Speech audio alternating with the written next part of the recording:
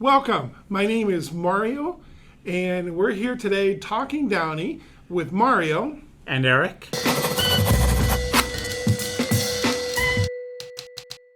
We're excited about the positive response that we've gotten after our first podcast.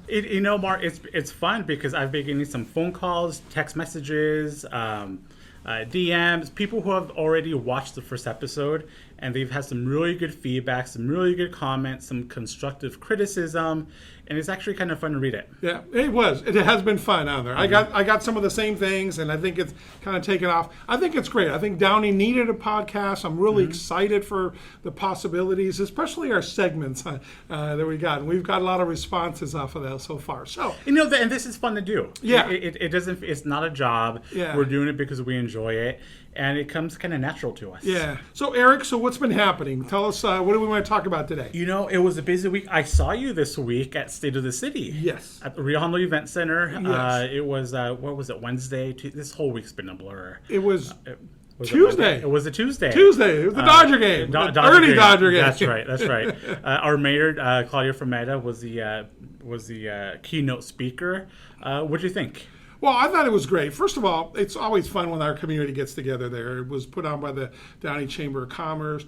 We had 7 former mayors there, so we're able to celebrate this year the 65th anniversary of our city. From incorporation. Our city was founded in 1873, but we were incorporated in 1956. So it was kind of interesting. So let me see. We had Roger Brosmer. Right. We had Rick Rodriguez. We had Alex Saab. We had, wait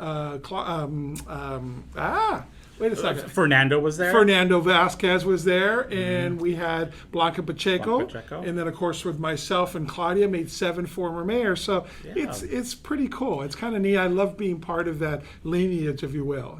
So that's an honor for me. That's great.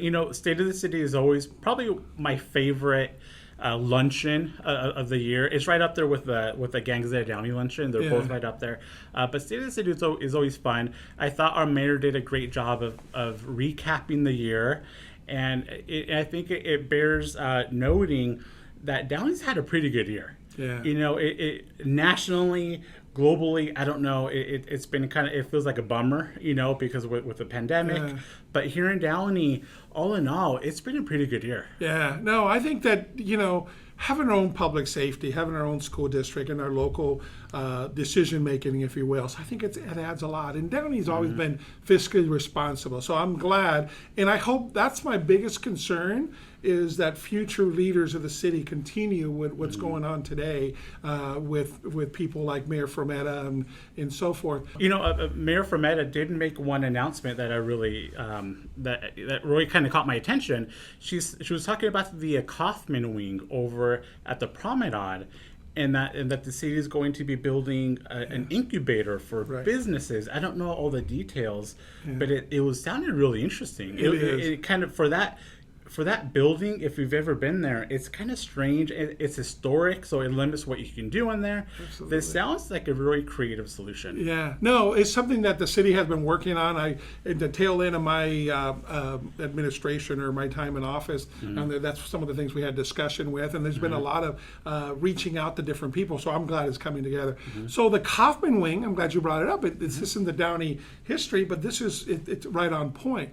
So the architect, the reason why it's historical, that architect, Kaufman, that designed that building, is also the same architect that designed the Hoover Dam. Really? So it is very historical. And of course, the things that transpired there, where the promenade is today, is historical. It changed the history of the United States, if you will. And we can always talk and brag about our aerospace history, but that's where that wing comes from. So it's there's certain things you can't do to it. Yeah. And in the front, you got the beautiful rotunda there for North American Aviation. So there's all kinds of historical components. So I'm glad they're salvaging and saving. I am too. I am from too. The rest of it. So. If you ever have the chance to step in, it takes you back to the 1950s and the 1960s, and it really speaks to Downey's aerospace history. Yeah. So the fact that it's being saved, I think, is just phenomenal. Yeah.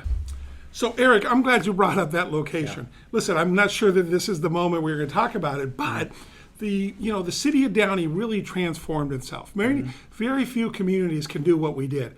So in 1999, when NASA and North American Aviation, when they left the city of Downey, pulled up, they took 30,000 jobs, 30,000 good-paying aerospace jobs with them.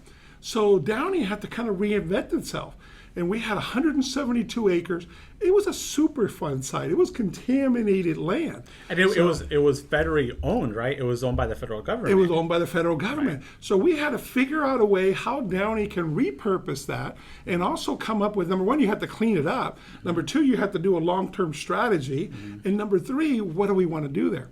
So we were able to buy it from the federal government. We cleaned it up. That was one of the most tested sites in the United States. It was literally tested, like 100 times a day in different spots there for many years. We even got insurance on it. The city bought long-term insurance on it and so forth. The hospital wouldn't build a hospital there if the land was contaminated or if it wasn't safe.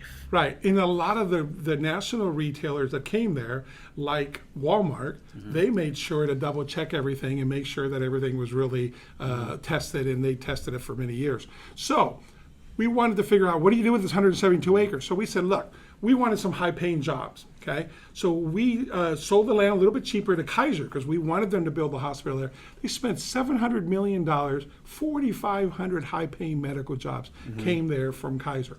We said we wanted a park. We wanted some way for our kids to have outdoor space and so forth. So Discovery Sports Complex, how we named it, a whole different story. We'll talk. That's for another episode. Then we also wanted a way to create a legacy for our city. We wanted to make sure to entice the next generation of astronauts, of engineers, the STEM, to make sure that our kids had a future. So not only for Downey, but also for this region. Columbia Memorial Space Learning Center was born. We also then wanted some fun things. So we wanted some retail. Okay, so that's how the promenade was built, and of course Downey Landing next door to it. So we've had all kinds of different things, and the Kaufman Wing is all part of it. But we thought about it. We actually designed a plan. Some of the things, you made fun of me last meeting for Tesla. We were trying to get Tesla in there. So again, we reinvented ourselves. Now the city of Downey today, what is it? We're a medical hub. We have 3 major hospitals. We have Kaiser, we have PIH, and of course the famous Rancho Los Amigos. What else is going on, Mario? Well, the elephant in the room. You want to talk about it now? It's like there's a recall. There's a recall on a councilwoman, Councilwoman Catherine Alvarez. Our city clerk has approved the recall and enough of the signatures to go forward, and now they're doing signature gathering to put it on the ballot for the residents can vote. So what are your thoughts on there? Now you have it's kind of a weird situation for you, so what are your thoughts? So I feel like before I get into my opinion on the recall and on the councilwoman, there's a few things I want to say. Number one is I have nothing to do with the recall. When I ran last year for city council, it was with the best of intentions. I wanted to give back to my community. This is where I live. This is the city that I love, and I've always been a volunteer, and this was my ultimate form of volunteering for the community. The fact of the matter is, voters went a different direction, and I respect that. Absolutely. I don't agree with the recall to undo the will of the voters, but if a candidate deceived people, I think that's a different story. I totally agree. I don't think that the recall is about changing the will of the people. I think it's actually given the will to the people. I think if people would have known, I believe she's got a welfare fraud conviction that she pled guilty to. I think she's got a shoplifting ban from Michael's. I mean, she was arrested by Downey Police Department twice. How do you supervise the Downey Police Department when you've been arrested? She had 2 warrants for her arrest, because of not showing up to court on there for, it shows a lack of responsibility. So those things right there, I think the voters should know. So I think the recall, by the way, I'm with you. I did not start this recall. It wasn't my idea. It wasn't on there. Am I happy that it's going to the voters? I hope so. Then the people can have a chance to say, okay, I want to keep her. At least now I know about her criminal past. And then for those that say, oh, we all deserve second chances, I agree. I believe in the second chances. I don't know about third, fourth, and fifth chances, and I think that's kind of the biggest thing. Absolutely. And, I think before you can be given a second chance, you need to own up to what you did. Right. I've never heard Councilwoman Alvarez apologize or take ownership of what she's done. And I think that would be the first step before you even consider giving that person another chance. Eric, pleading guilty to welfare fraud when you're saying that you want to help the people on there, that's a big deal. I mean, that's a criminal offense, and she pled guilty to welfare fraud. So here's the other thing is, and this is what most people didn't know, and now I think that they are finding out. So last year, for the last couple of months of the year, she terrorized our city council folks at their homes. She went to Claudia Fermenta's house and terrorized them with bullhorns and late at night.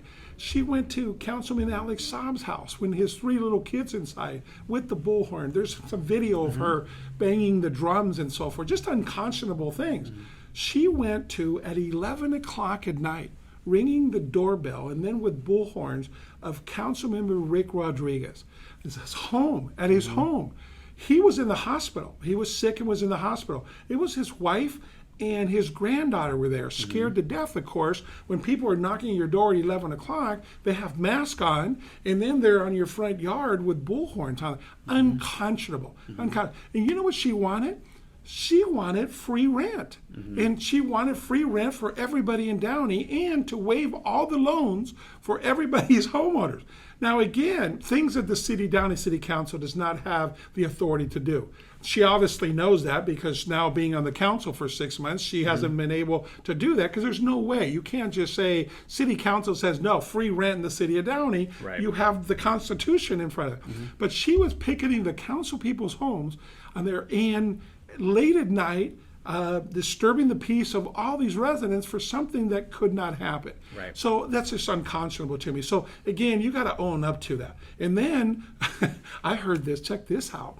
So I heard that the Stater brothers, one of the managers actually called the recall committee because she had called and didn't want the recall petition gatherers people to be outside the market, right. to be in the front, and she kept telling them they need to be out of there, and it's unconstitutional. And she was putting pressure on the market manager, and then she was saying she was somebody else. Okay, so and she was pretending to be she was somebody somebody else on there. But you know how he knew? Because the caller ID had her name on it, Catherine Alvarez. Yes, you can't make this stuff up on there. So again, it's one of those things that let the people vote. So put it on the ballot, let the people vote. So that's kind of the elephant. Again, like you, this wasn't my idea. I am now following up. I got a door knocker on my door the other day that said that, and I think we'll put it out on there. And basically,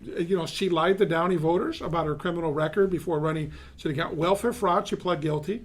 She had 2 warrants for her arrest, and she's got a lifetime lifetime ban for shoplifting From at Michael's in Downey. And then also this year, one of the things she did, she voted against the code of ethics. The city council was a 4-1 vote. The other side, unfortunately, this is her quote from a council meeting, that American flag, that actually brings me pain. And anyways, it's something that the voters need to know about. And now they'll make an informed decision. Whatever happens, it'll be up to the voters, and you're right. It wasn't a situation of trying to undo the will of the voters. It's making them informed. Okay, you get a second or third chance if the voters want to. I'm observing from the outside, and I'm not participating. And it is interesting because I've been in Downey 20 years, covering the city council. I can't remember any other time when there's been coordinated recall effort against a council member. I don't. There's been plenty of times where people have disliked council members, and obviously work to get them defeated in an election. But recalls are rare in Downey, and it should be rare. Thank goodness. I think the Downey voters obviously have done their due diligence for the most part. And you may disagree on Politically. or on policy. Yeah. You know, and we've never had we've had people that we disagreed with, and sometimes they may have done some things unethical, but we've never had this type of thing. Mario, let's talk food for a little bit. Okay. I went to a restaurant a couple weeks ago. I don't know if you've ever been there. It's a little hole-in-the-wall place. Really great tacos. And I want to mention it because I don't know how many people, maybe it's just me who just discovered this restaurant. Tacos Dangoyo. Over on Telegraph Road, Telegraph in Lakewood, next to the Starbucks. There's no parking. Literally like a little hole in the wall, a couple of tables outside. They have the best tacos. Oh, what makes them good? They have like a guacamole on top, and they put pineapple on it. Very simple, but very good. So, but right across the street of the Downey Gateway is a new place called La Chula. And they got this La Chula burrito. Oh, yeah. And yeah, I think you're the one that turned me on to it. I told you about it. Yeah, with half red, half green on the top on there. Anyways, it's amazing. That's one new place I just recently been to. And then, of course, we have the old favorites on that you have, and we're not going to leave anybody out, but I want to mention some that we've gone to in the last couple of weeks. So, you know, of course, you have, you know, Gaucho over at the Promenade. And Gaucho, gosh, they just opened up a new one in Buena Park. They're opening the one in West Covina. They're opening one in Pasadena, I believe. They're killing it. Florida restaurant. It's over on Lakewood Boulevard on the corner of Lakewood and Florence. By the way, see, again, more history moments on there. So that building was the very first Denny's restaurant. Denny's. There's a photo out there. Yeah. Very first Denny's on there. Of course, Downey, we have the first Taco Bell, and we have the oldest McDonald's, the oldest operating one, third one on there. So Florida is really good because they have that home cooked meal. It just tastes really good, and we're not getting paid to say this. These are just our honest opinions. No, these are on there. So we'll bring some other ones up coming up. And I think last week we had lunch at Naure Thai over on Firestone Boulevard. Great stuff. Their Panang chicken really is food. Amazing. God, I'm getting hungry. We're taping this around lunchtime. We should have thought of this I before. know. So, this was not smart. You know, Eric, let's talk about Dork of the Month. Dork of the Month. Dork of the Month. By the way, we got some criticism. Some people, very positive people, say, "Hey, we shouldn't do the Dork of the Month," and so forth. You know, so what do you think on that? You know, it's meant in fun. At least mine are always meant in fun, and I try not to target specific people. But you know, sometimes it's our opinions. You know, don't take it too personally. Yeah. But you know, it is what it is. Yeah. So my Dork of the Month goes out to Dodger fans who leave games early, specifically during the playoffs. I'm guilty of leaving early during games in the regular season because I want to beat traffic and I don't want to be sitting in the parking lot for an hour and a half. So I'm guilty of doing that, but not during a playoff game. Yeah. I think it was during Tuesday's game when the Dodgers were down and they made that incredible comeback. Before the and you were there. I was there. Did you stay till the end? Of course I stay. You never leave early, man. I figured that out years ago. Good for you. So during the game, they showed the cars that were leaving the stadium when the Dodgers were down. Yeah. And of course they came back and they won. If you're going to go to a Dodger game during the playoffs, you better be there to support them.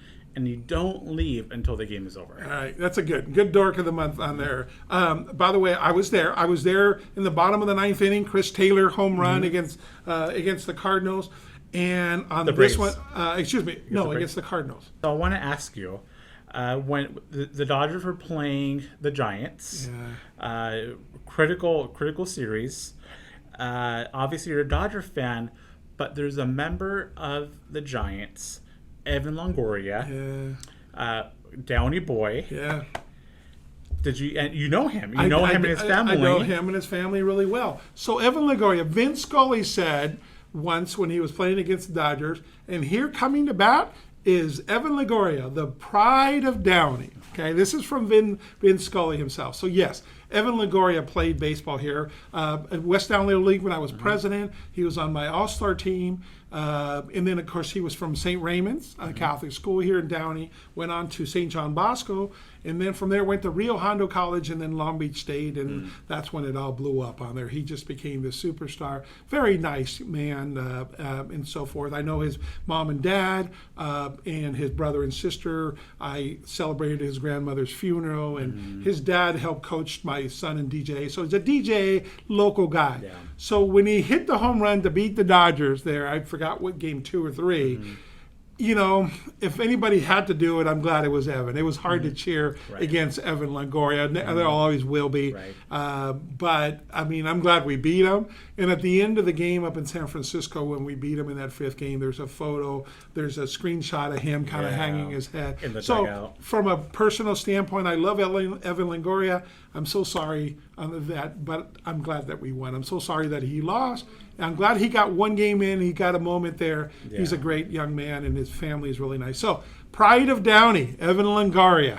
So I want to make sure I get that in there. Who's your dork of the month? So my dork of the month. Okay, so Mark Ridley Thomas. Okay, Councilman Mark Ridley Thomas from Los Angeles was just indicted for bribery and mail theft and 30 some odd charges. Very, very serious charges with a lot of evidence. Yeah. Okay, with a professor from USC, he was funneling money to get his son hired there, and so forth. So this came out in 2018 in the LA Times. Yeah. Which, ironically, the LA Times, a couple months later, the editorial endorsed him for the LA City Council. So this week, it was an 11-3 vote to suspend him by the Los Angeles City Council.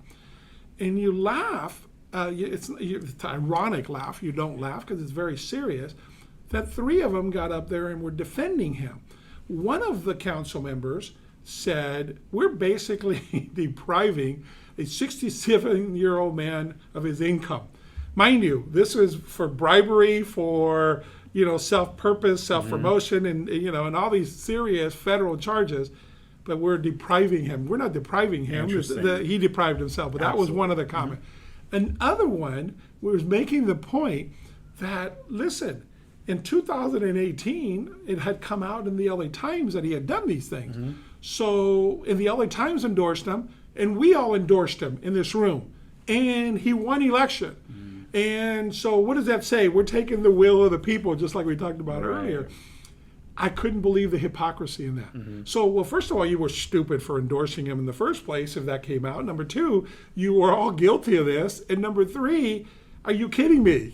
So the dork of the month are to the 3 that decided to vote against not suspending him. They couldn't boot him out, but they suspended him because how are you going to do your job? And Councilman Mark Ridley Thomas, he already had said he was not going to go to council meetings, he was not going to be on committees, and until this got resolved, which will be years. So basically, he wanted his pay. Foot Locker on Firestone across from Stonewood Mall. And I was lucky enough to be invited to attend their ribbon cutting. I got to go inside, look at the store. It opens, by the time you listen to this podcast, it's going to be open. It's beautiful. The artwork on the wall outside is incredible. It's some of it ties into Downey history. It's really kind of cool. It does, and in the parking lot, they have the basketball court in the parking lot, and just you could tell there's very unique small touches that they made to the building. Yeah. There's actually a red checkered design pattern, and they said it's a nod to our Bob's Big Boy and Johnny's Broiler, and it's a very neat design. And I'm so happy that Foot Locker chose to open here in Downey. Well, we have a lot coming up in Downey. We have the Downey Christmas Parade, and we have the Tournament of Roses Parade, January 1st, and we're going to talk more about that. And we have a lot coming up. We're entering the busy season here in Downey. Good. So there's a lot to look forward to. Good. I'm looking forward to that. Yeah. And again, I love the history part. I love talking about the Downey history. So I'm going to conclude with this. Okay. So one of the things I'm very proud of course, we just talked about it, about our aerospace and our legacy history.